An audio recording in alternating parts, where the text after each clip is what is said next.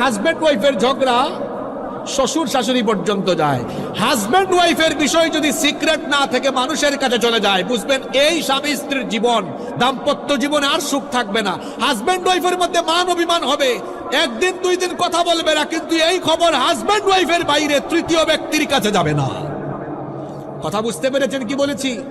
তৃতীয় ব্যক্তির কাছে যাবে না। মনে করেন রাগ করে ফেলছেন, রাগ করে দুপুরবেলা খায় নাই, রাগ করে সকাল থেকে সন্ধ্যা পর্যন্ত কথা বলে না, কিন্তু এই খবর যেন তৃতীয় ব্যক্তি না জানতে পারে।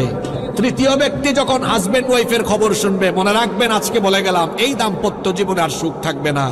আপনার হাজবেন্ড ওয়াইফের মধ্যে সে এসে যদি উপদেশটা হয়ে উপদেশ দিতে থাকে, এখানে ভেজাল লাগবে। নিজের স্ত্রীকে নিজে কন্ট্রোল করুন, এবং বোনদেরকে বলছি নিজের স্বামীর খেদমত করুন, স্বামীর সাথে ভালো আচরণ করুন। হাজব্যান্ড ওয়াইফের মধ্যে ভালোবাসা যত বাড়বে, ঘরের মধ্যে বরকত রহমত তত বাড়িয়ে দিবেন কে?